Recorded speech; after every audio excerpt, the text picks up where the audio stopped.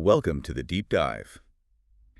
There's this idea, a beautiful one, that the deepest connections we form are like a snowball rolling downhill. Mm-hmm. It starts small, gathering shared experiences, getting bigger and bigger, until it's so substantial, so uniquely yours, that no one else could ever truly replace that person in your life. Yeah. It's what one of our characters calls a parallel life, a shared collection of moments that makes you feel truly seen. Indeed. And what's fascinating here is how Abby Jimenez, in her novel Say You'll Remember Me, uses this romantic narrative not just as, a straightforward love story, but really as a lens. Right. A lens to explore these profound universal themes.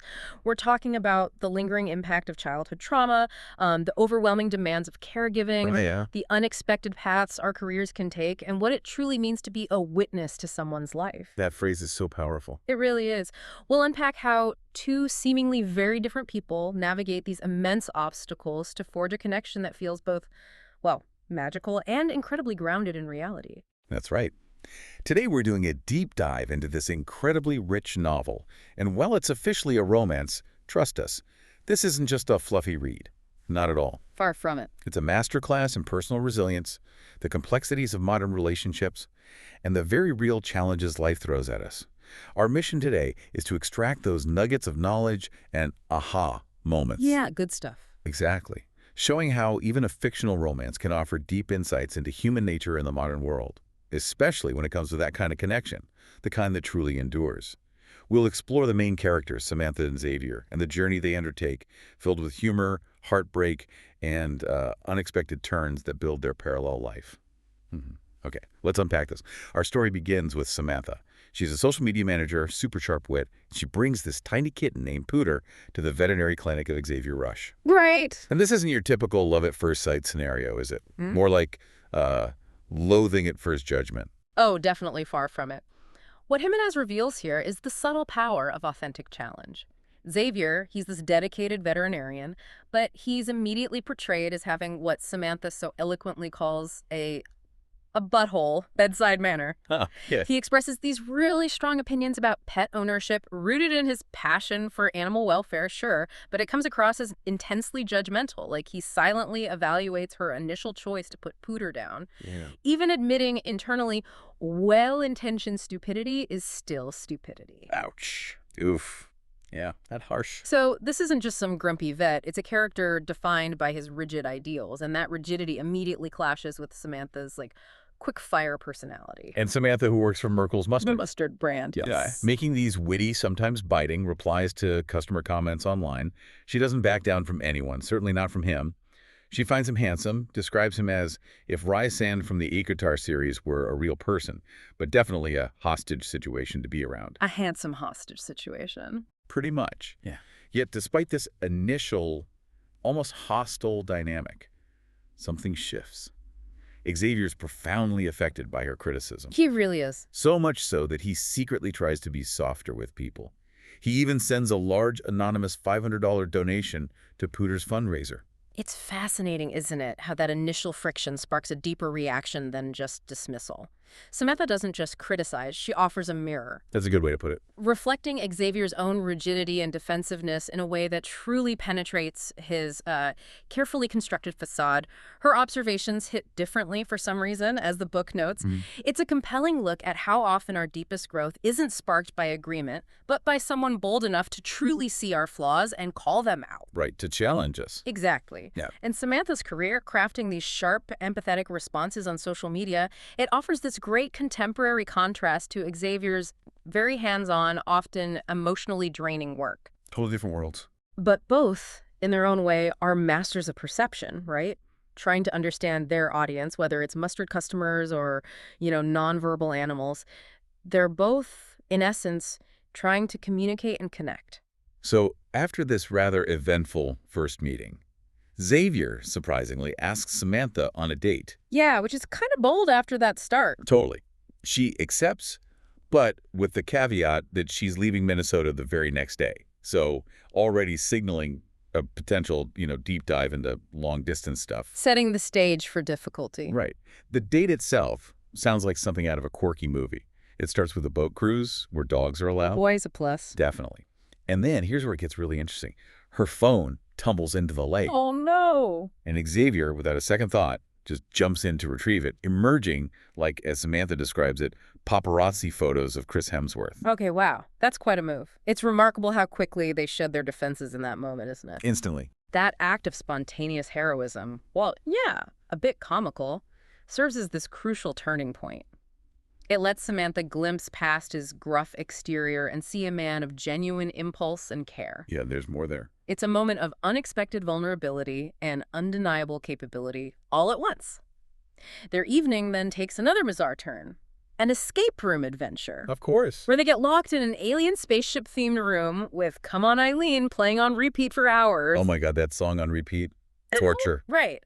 But this shared, absurd, and intimately confined experience really forces a deeper connection. And it's in this trap situation that Xavier, who admitted he didn't open up easily, right? And had built his whole veterinary practice on basically proving his belittling father wrong. That's right. He shares a deeply personal, traumatic story.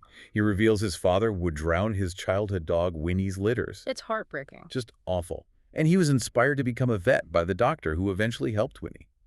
This is a huge moment of trust and vulnerability for him. This is really where their parallel life truly starts taking shape.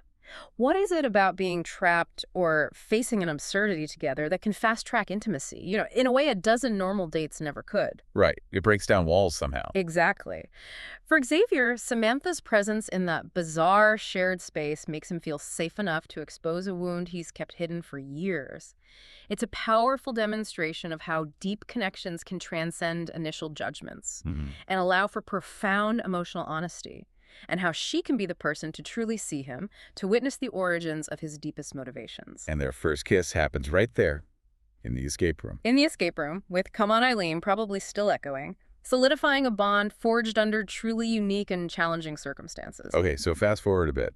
Reality hits. Samantha has moved back to California. She's now a primary caregiver for her mother, Lisa, who's only 54, but has early onset dementia. Such a young age, it's devastating. It is, and it's a difficult, heartbreaking situation for the entire family. Her sister Geneva, brother Tristan, their father. We learn about mom's escalating condition from getting lost to having violent outbursts, and the family's shared struggle to cope. Samantha often faces that profound ache of her mother just not remembering her. Yeah.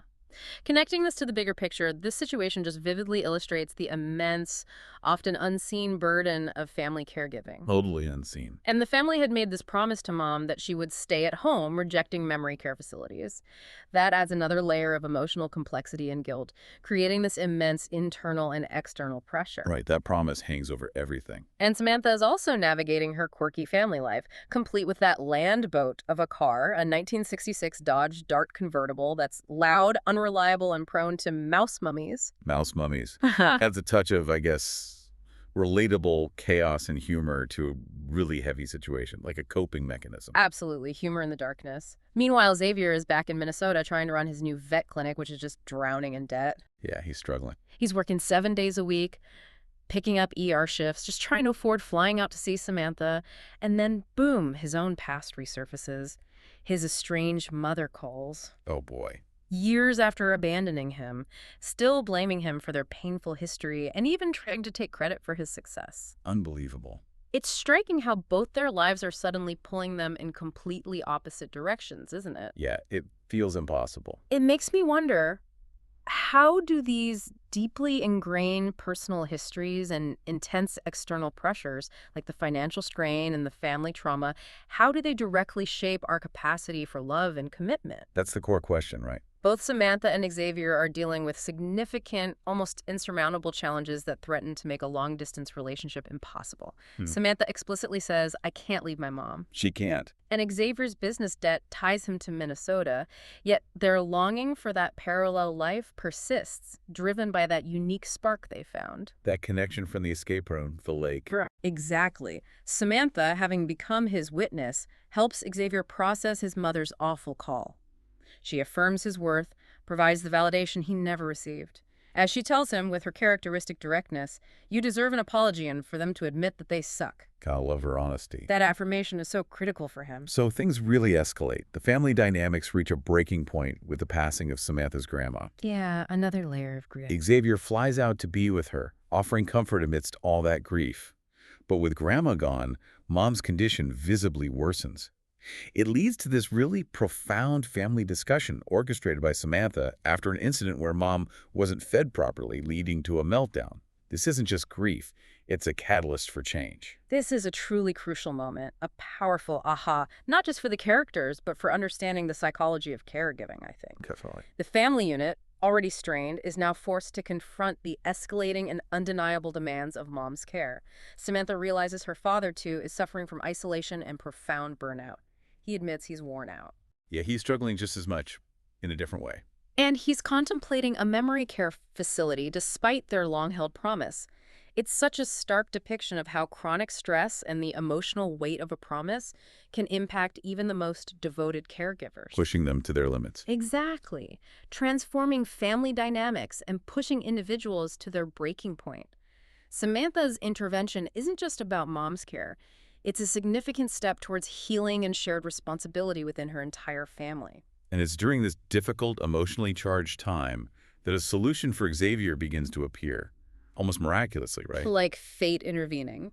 His loyal staff, Maggie and Tina, recruit an older, experienced vet named Hank to work for free at Xavier's clinic, just to give a break. Which is amazing staff loyalty. Totally. And Hank turns out to be the same vet who helped Xavier and Winnie all those years ago. The universe. Wow. The universe, it seems, has a strange way of bringing things full circle. Indeed. Hank's return is far more than just a convenient plot device, though. It's this profound full-circle moment that offers Xavier both practical relief and crucial wisdom. What does he tell him? Hank tells Xavier, with the kind of clarity only true experience can provide, none of this matters. None of it. It's just stuff. Wow. You can build another clinic somewhere else, but what you have with her, that is not easy to find. That it's hard. Doesn't it? This sage advice, coming at a time when Xavier is also dealing with his parents' continued negativity and his own crushing financial burdens, it becomes the ultimate catalyst. It forces him to reevaluate everything. The stuff versus the connection. Precisely. This isn't just a choice between a business and a relationship. It's a choice about what truly defines his worth and happiness. He finally decides to prioritize his happiness and that shared parallel life with Samantha. So he does it. He sells his practice, moves to California, and in this beautiful surprise at Samantha's anniversary celebration for the playlist he made her, he proposes with a bouquet of roses. He gave up everything for her. Talk about a grand gesture. He literally didn't care about the for lease sign on his clinic door, prioritizing the one over the stuff. Huge. It speaks volumes about the depth of connection they'd built, doesn't it? That for all his ambition and focus, Samantha had become his ultimate priority. Absolutely. And what's truly fascinating here is that while they overcome the immense geographical distance, the challenges of caregiving don't simply vanish. Right. Life isn't suddenly perfect. Not at all. Samantha is still deeply involved in her mother's care, and Mom's condition continues to progress. However, with Xavier, now an integral part of the family, and the family making these collective efforts like adjusting Mom's medication, sharing responsibilities more equitably. Working together? Yeah. And even taking her out to a park for the first time in years, they find moments of profound joy and small, hard-won victories amidst the ongoing difficulty. The snowball of their parallel life now includes these shared caregiving experiences. And Xavier doesn't just slot into the family as, like, a supportive partner. He actively brings his veterinary expertise to the table. Which is helpful. Definitely. And in a testament to his sheer drive and resourcefulness, with the help of his friends and Hank back in Minnesota, he eventually manages to keep his original clinic running remotely while also planning to open a new one in California. Incredible. You now have 2 clinics, a true testament to his entrepreneurial spirit and adaptability. It really reflects a core message of the book, I think. That a parallel life doesn't mean a life magically free of challenges, not at all. No quick fix. It means a life where you face those challenges with your chosen witness. Their story emphasizes resilience, adaptability, and the transformative power of love, not just romantically, but within a complex family unit. That's a great point. It shows that finding your person can be the ultimate motivation to overcome seemingly insurmountable obstacles, transforming even what started as a, frankly, cursed long-distance relationship into a deeply fulfilling life together, filled with shared experiences and unwavering support. It's not about escaping difficulties, but about having the right person by your side to face them. So what can we take away from this deep dive into Say You'll Remember Me? I mean, for me, it's a powerful reminder that love stories aren't always neat and tidy, nor do they happen in ideal circumstances. Definitely not. They're often messy, complicated, and darkly intertwined with our personal histories, our careers, and the immense responsibilities we carry. But those messy parts, those are precisely what make the story and the connection even stronger and more real. This deep dive really highlights how empathy, radical vulnerability like Xavier sharing his past, and a willingness to make profound sacrifices can forge an unbreakable bond. It teaches us that being a witness to someone's life, That phrase again. truly seeing them, understanding their past, supporting their present, flaws and all that, is perhaps the most profound act of love and connection. Mhm. It also subtly shares how finding that genuine connection can lead to unexpected personal growth and even professional innovation, right? Like Samantha's viral marketing for animal rescue causes and Xavier's expanding veterinary practice. Love isn't just about shared feelings, it's about shared worlds. Yeah, absolutely. Whether you're navigating family responsibilities, dealing with the complexities of a long-distance relationship, or maybe just trying to be your most authentic self amidst life's demands, this story offers a compelling look at what it means to keep showing up, Keep showing up. That's key. to fight for what you want, and to find your unique path to happiness. It also reminds us to celebrate the small, quirky moments, like a specific song on repeat Come on, Eileen. or a mustard brand, that become those inside jokes and anchors in the parallel life you build with someone. And perhaps the most provocative thought for you to mull over. If, as Samantha says, a parallel life is this snowball of shared experiences, getting bigger as it goes, Yeah. how much of your own journey is truly shaped by the unexpected people who join your path? And what unexpected sacrifices might you find yourself willing to make for the unique connections that truly make you feel seen, that help you build a life you never quite imagined? That's a great question to leave folks with. Thank you for joining us on this deep dive. Until next time, keep digging for those insights and remember, Google is free.